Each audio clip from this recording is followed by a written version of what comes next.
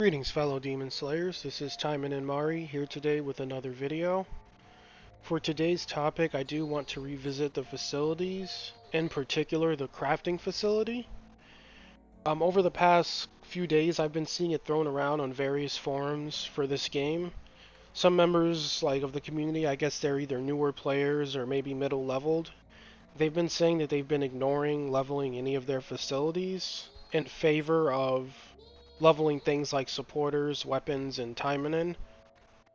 Which I get that because everything does get a little expensive, especially as you level up. And before you can farm like hard mode, it's gonna feel like rough getting some of the materials or even the gold together to do so. And then with the event, you may not even be doing your dailies in favor of the event, depending on how many AP potions you have or don't have.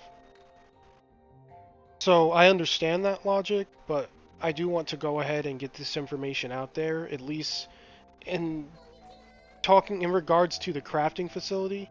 It's very important that you level that at least to level 4, and I will be explaining why.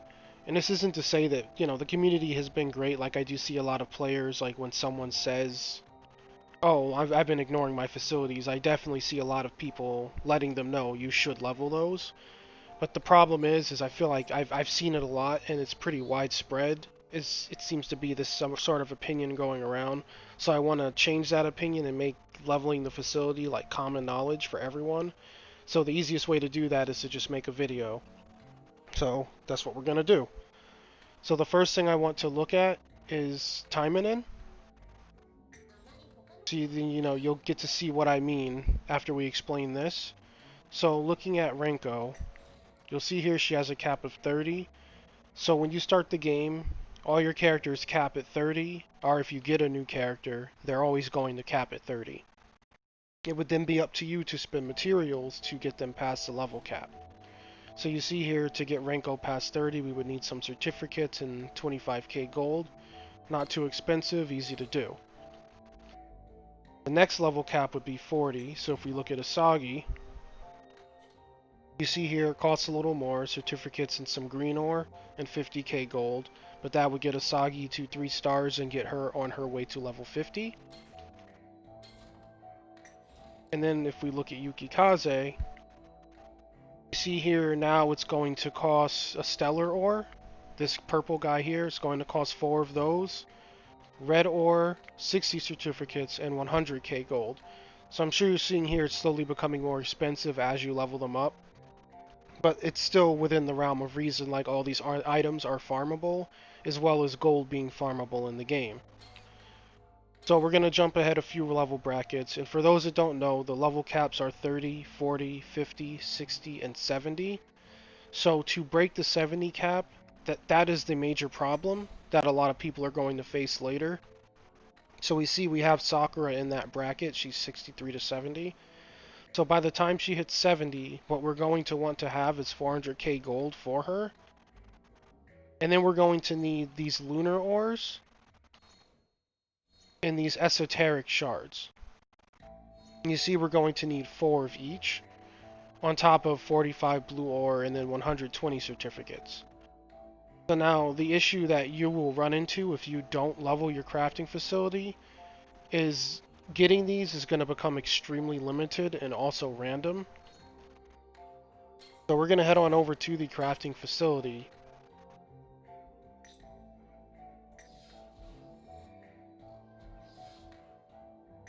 Okay. So this would be what you need to get it to 4, which is the goal. Like, as you can see, I'm literally 11 short of these core modules. But, whatever, it'll be done within the next couple of days. It takes 250k gold plus the materials listed here to get it to 4 from level 3. So what level 4 is going to provide to you, if you look at level 3, you see here you'll be able to make Arcane and Stellar. Level 4 is going to allow you to make the lunar and esoteric versions of these items, thus making it possible for you to pretty much craft what you need to break the level 70 cap of a Taimanin on demand. Like, yes, obviously you'll need the materials. I am not sure what materials it takes, but looking at like what these require, Maybe it'll be like a more expensive version of this recipe, or maybe the new recipe will either, require that you have the Stellar R arcane ores in the recipe itself. I am not sure. Maybe someone who has level 4 unlocked already can let us know the recipe in the comments.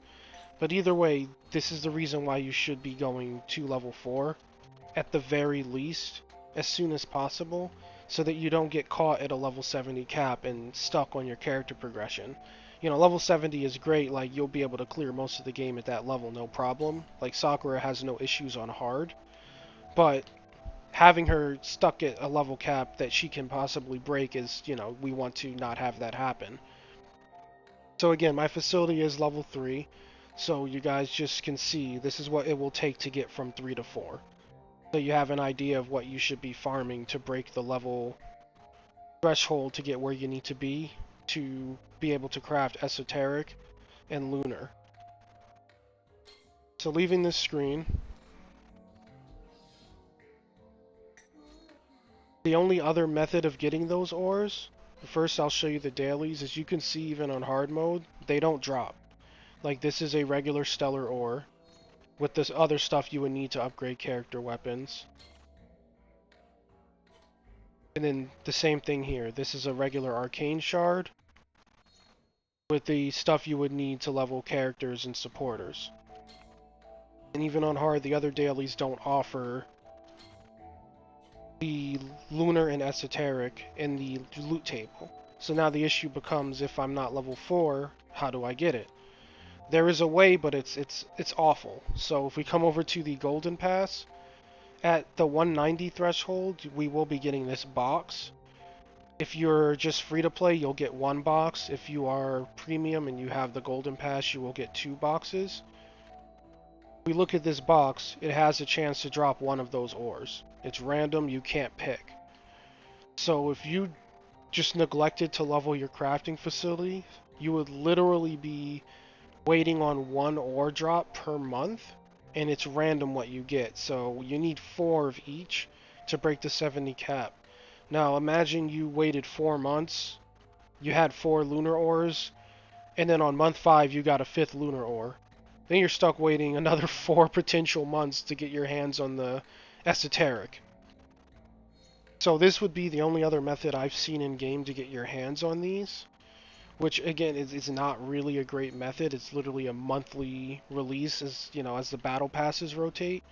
So definitely, like, as a public service announcement, everyone please focus on getting your crafting facility at least up to level 4 so that you can craft these items and make your life easier when it comes to finally breaking the level 70 cap for the Taimanin of your choice. It's just going to do nothing but help you out later. From there, I do suggest going up to level 5 in the crafting facility. That could be put on hold, obviously, but the reason being, in case people don't know this, you do get these items from friend boxes. So we'll look at this one here.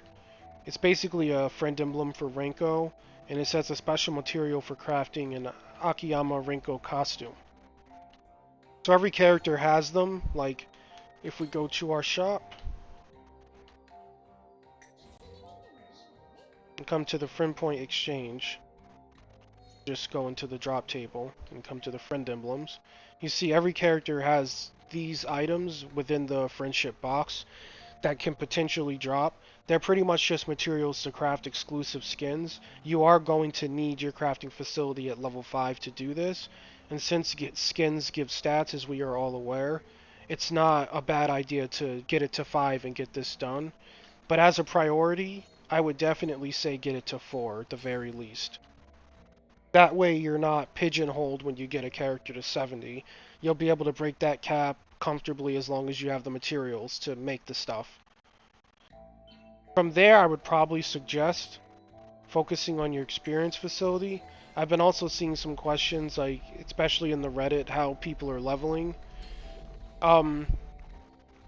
So what people are doing is they're leveling whatever character they want to play, like by playing them. Like, for example, I've been kind of on this Yukikaze kick the past few days. I didn't think I'd enjoy her as much as I am. But, as you can see here, Renko, I've never used her, and she's still level 26. And that's just simply from having her use this experience facility over and over. So I do think this is a good way to, level characters on the side that you may not be using constantly and quickly level up multiple characters. Same thing with the skill facility. I enjoy the skill points it pays out, but I would probably prioritize the experience facility over that, and maybe even the weapon facility as well, just because leveling weapons up takes materials and gold, and I've been kind of hoarding gold to be able to upgrade my crafting facility as well as get Sakura past the 70 cap when she gets there, because it will be 400k.